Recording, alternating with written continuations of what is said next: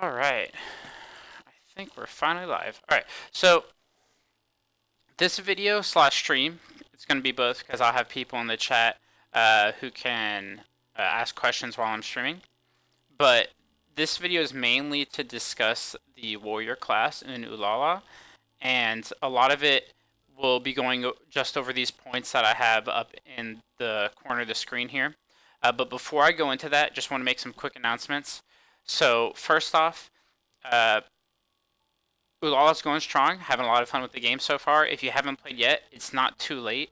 The game's only been out for like 5 days, and there are new servers to join all the time. So go take a look at that if you're interested. And I would recommend definitely joining the Discord because we have an Excel or like a wiki that's a work in progress right now. We also have a team group finder.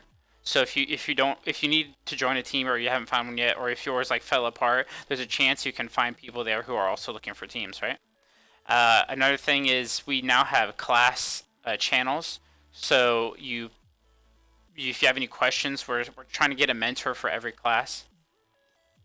And then lastly, the clan is going to be created soon, probably in like a week and a half after the season ends. And so we need like a lot of people, like at least 60 plus people.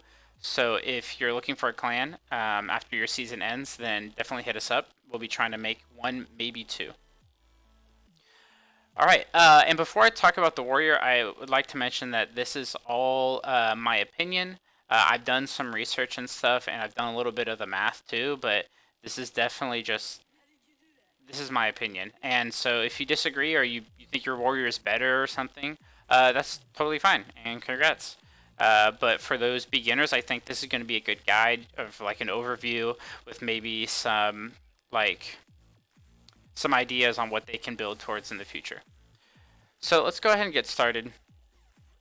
And I will try to make timestamps in this video so that if anyone wants to watch it later, they can.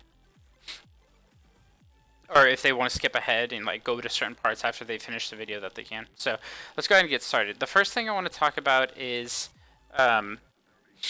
attributes. So attributes get unlocked at level 14, I think. And right now, there's two different options for the warrior. Actually, let's start at the beginning. The warrior is a tank class, by the way. If you've picked warrior, or if you're considering picking the warrior, it is one of the two tanks available in this game. So you have this and the gladiator as your options for tanks. So I'd recommend looking at both of them before you pick warrior because you definitely can't change classes later without starting over. So our attribute distribution right now is it's supposed to be 0, but 0, 2, 3. So with like a 3-2 ratio, with armor being the most important stat. Sorry, tech being the most important one, and the reason is the armor. That's why I misspoke. I think the armor scales. All your skills scale off armor, right? So the reasoning behind the armor build is that your shields are so important that like all your skills, almost not all of them, but almost every skill scales off of armor. So that just seems to be the most common sense thing to do is have as much as you can. And because tech increases armor, we put the most into tech. And it's not like tenacity is going to be bad either. There are bosses that knock you up. There's bosses that stun. In PvP, there's going to be a lot of it. So, tenacity will help. Although stamina has all three great stats, so that's why we put the second most amount of points in it. I think that there's a case to be made for 3 stamina 2 tech. And I know that there are some warriors that do that, and that's great. But instead of arguing for that, I'm going to argue for the armor. And one of my biggest arguments is that damage mitigation can be more helpful than in certain scenarios. Take this for example. If you've ever played one of the healer classes, you'll know that a healer has a lot of skills that heal the lowest health teammate. There'll be times when you'll fight an AoE boss, your healer can't keep up with AoE heals, so healing the lowest like if for whatever reason you're able to stay above the health of a DPS because say you have a shield on when you take the damage of of an enemy's or a monster's skill, then it's going to be super helpful that the shaman can then use its like heal the two lowest health members of your team and them not be the tank. I know it's kind of risky because you'll follow on health, but my opinion is if you can get to like 1% health right when enrage hits, you've done your job. Like, this is same for healer, but your job as the tank is just to survive for 60 seconds and to interrupt sometimes. But the most important job is that you survive. And surviving until 6 seconds, anything that happens after that is just like a bonus. Because let's be honest, once you hit enrage, and if the boss has an AoE or something, even if it, no matter the scenario, AoE or single target, you're going to die. Or like single target, if he hits you with a skill, you just die. It doesn't matter what health you're at. Or if you're an AoE boss, it'll kill all your teammates, and then it'll just be you alive. And let's be honest, the tank doesn't do damage, so whatever. So my goal is I want to absorb as much health. I want to take as little healing as I can, so that my teammates can stay alive for those 60 seconds. And I think armor is really good for that. Yeah. So let's go ahead and pass attributes. I spent too long there, I think. But let's go ahead and move on to the next one, which is skills. And I don't want to go through every skill, but I will cover the main ones. Like, I'm not going to cover this. We're going to pass resolution. Let's go ahead and go to swipe, because I know a lot of people of you guys see this and you want to use it as soon as you get it, and that's okay. I think in the early stages, the very early stages, you can take swipe because you won't be dying and your teammates won't kill it fast enough for enrage to happen. So you hit swipe, or you take swipe when, like I said, you don't have like enough damage to kill the boss, but you're also not taking damage. This only happens in the early stages, and you're not going to use it again after that, unless you're like already too strong for that content, or your DPS is slacking. Like you're way better than your DPS, which usually doesn't happen. Bramble Shield, I really like this one. I used it like almost all the way through the first map, or the first island. So it's cool because you get a shield and you do damage.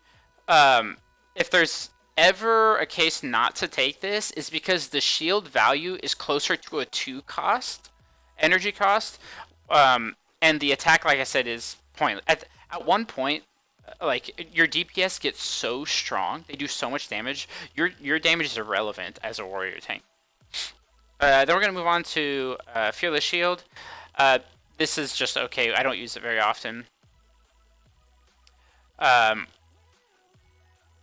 Last Stand is really good. It is 4 cost, which makes it really hard to fit in builds. It's almost it's good. I'm gonna say it's bad. It's not worth it. But I think this was a really strong move. The problem is, you see it says during which the damage received is reduced by 10%. Most people look at this and think this has to go first. But a lot of the time, you can probably push this to second or third in your rotation, and we'll talk about that later. Who Cam is a taunt. In PvP, it might be good. I've used it for like one specific boss. There's a boss that the back, like it's by himself. He has a bunch of minions in the back, and the minions in the back, actually, when the boss casts his skill, it forces the minions to shoot someone in the back line. If you taunt before that happens, all those minions will actually hit you. So I used it there once. I have not used the protection stance shield of protection combo. The reason is it just increases your block, but it doesn't actually give you a shield. So if your block, and the percentage isn't that high, so if like your block isn't high enough, it's not going to make a big difference. Lion's Roar, you're going to use this all the time. I'm not saying you have to get a legendary version of it, but you will use it a lot because it's your interrupt, one of them. These are where the skills start to get interesting. Safeguard is one of my favorite skills in the game, actually. Gain a shield and take 40% damage received by the teammate with the lowest HP. This scales up, so you actually take 60%, I think, at legendary. And I know YouTube's not working right now, but I'm just going to make the video on Twitch and upload it later. So this is actually not a stream, it's a video. So, sorry, you know what? Because of that, I should just exit the chat real quick. There you go. Let's go back to the video. So Safeguard is going to do what the tank is supposed to do, in my opinion, which is to absorb damage. Great. Good job, team. My team actually progressed while I was making the video. Alright, so let's go back. So I like this move a lot, and it's a 2 cost. 2 energy cost for Warrior is really great, and the reason for that, and I should have mentioned at the beginning of the video, is the Warrior has a 2.5 attack speed, meaning every 2.5 seconds he doesn't attack. So to cast Safeguard, it requires 5 seconds. That's why that last stand ability is really hard to get off, because that's 10 seconds before you cast an ability, and that seems to take a while. I have not used this. Control Immunity is not that useful. This is going to be a good PvP skill, but I'm not reviewing PvP right now until I get a better idea of it. Hoo-ha-ha. So this skill is amazing. It's another 2 cost, which I really like, and you'll see from my build why I really like it. Reduces damage taken by teammates by 16%. The problem is the amount it can reduce is very low, but the fact that it does it to all, whereas Safeguard is only 1, it's still good. So I would recommend getting this at Legendary. Unbreakable Will, this is really good for one of the builds that I will explain, but the lower HP, higher shield point abilities actually, they're good. Like, it doesn't tell you how much it scales by, but from just watching, I realize it scales a lot. So, I'd recommend picking that up at maybe Epic. This one's okay in certain things, but you don't need it at a high rarity. There are debuffs you will need to cleanse. Most of the time I make my healer do it, to be honest. Powerful knockup. So this is your second interrupt. Not every class has 2 interrupts, or not 2 reliable interrupts, but for sure powerful knockup and Lion's Roar you're going to be using. And for one of the builds, we do use it. So the damage doesn't matter. It's sad that it costs 3, but it's still a knockup, so it's nice. And now to get to my 2 favorite skills. Unfortunately, you don't unlock them until Rainforest, Sinbad Rainforest, but they're my 2 favorite skills for Warriors. I've been using them in almost every single fight that I can, if I'm not too weak. And the first one is Call to Arms. This ability is broken. It is the one skill I require you to get at Legendary. I'm going to talk about it more later, but it's really good. If you don't watch the rest of the video, at least you heard this part. Stockpile, I like a lot. It almost always works, especially because I don't have a lot of HP, so I do lose it because I went with the tech build. That I almost always get the energy back, and it's basically a 1-cost skill, which is amazing because you're going to get that 1 energy back. And I think that because it's 2 costs, it cycles through your build faster to get to your better skills, right? So good ability. The next 3 skills I'm not going to talk about. They're all like for sure PvP skills. You're sacrificing armor for attack, and I can only see that being useful in PvP. Come Here, I feel like is going to be a really good PvP move. Not sure though, and I can't really fit it into my build right now for PvE or like for the stages because there's no because I'm not going to take Overwhelming Assault. So let's go ahead and move on to. We're supposed to do pets, but I'm going to skip to build, and that's going to mess up the timestamps a lot, whatever. But I'm going to skip to build and go ahead and talk about like what I think is the strongest warrior build and for different situations. So for situations where you're okay on healing, like no one's dying, but you're just not killing it in time for frenzy, you have to. I think this is going to be the strongest build, and I'm going to show it to you. So Call to Arms first.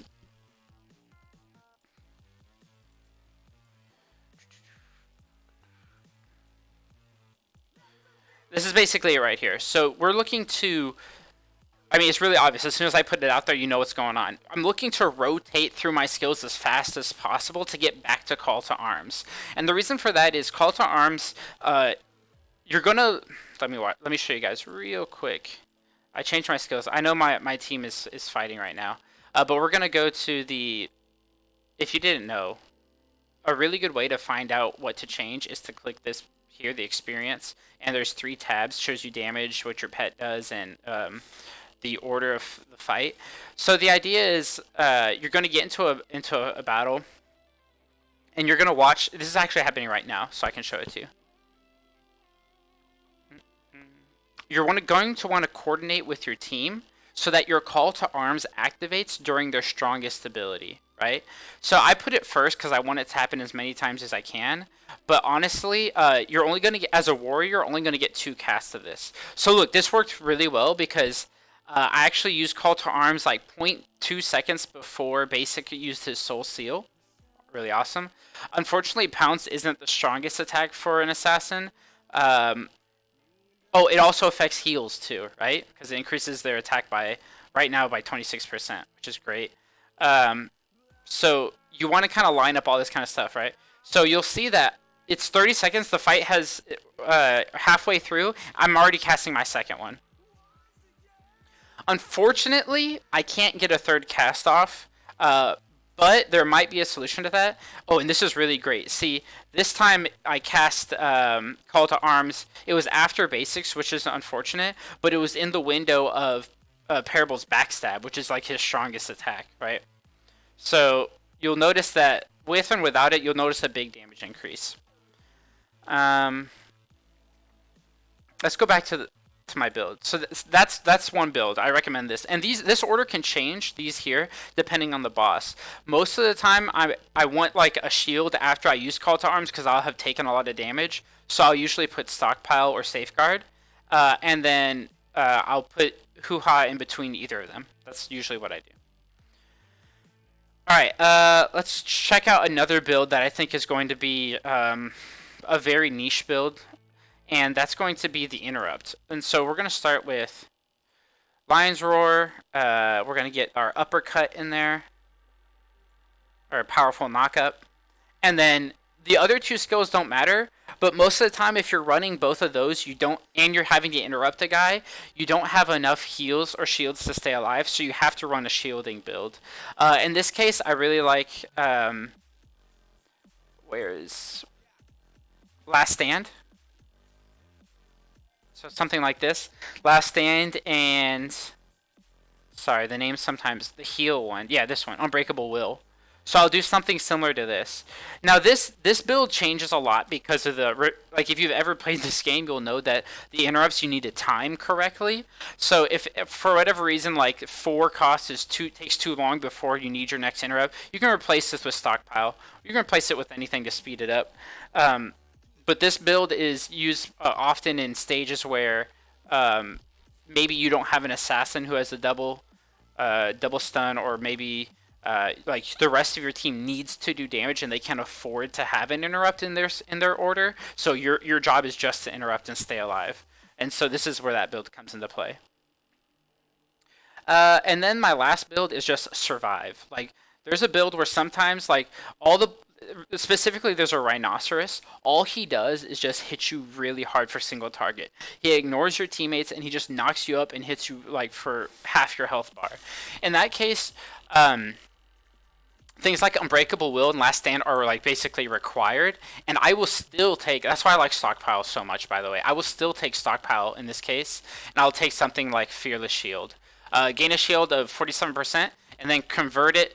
the damage that you took, which is a ton on that Rhinoceros, into another shield. So this is a really good skill for the Rhinoceros guy. Just make sure you time it in the order that Fearless Shield goes off right when you get hit by the skill. Although that skill can be interrupted, but the timing is really short, so usually you get hit by it.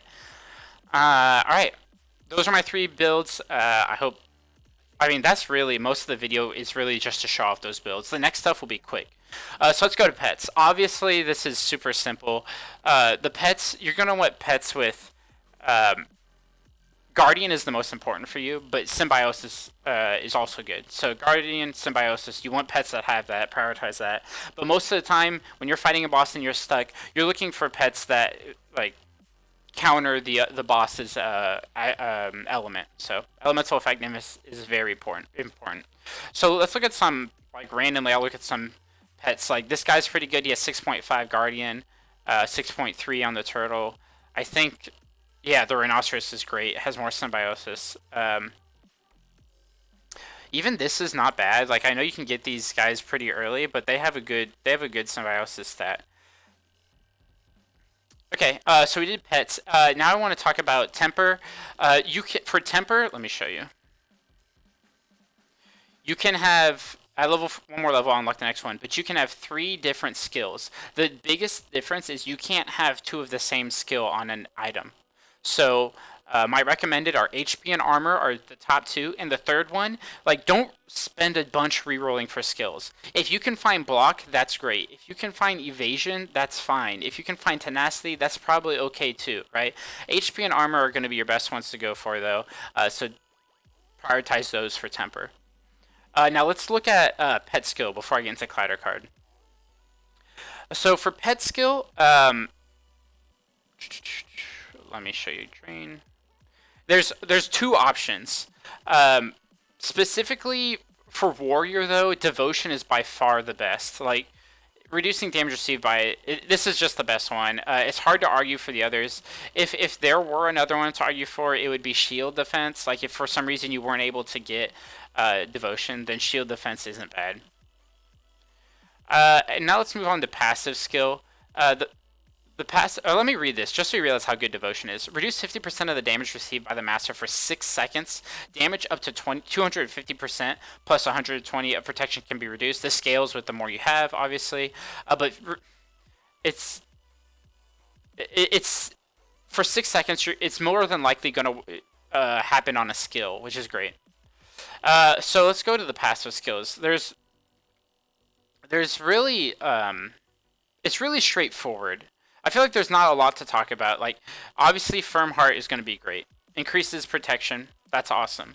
But almost I think every single class is the same. You all want photosynthesis. And I'm going to talk about it more with the warrior because with photosynthesis, here's where warriors are going to be strong, and gladiators too, but warriors specifically, photosynthesis is going to be good on them because you can get the 3rd cast of Call to Arms off. You can get 3 casts of like a 35% plus attack bonus for your DPS. There's another bit.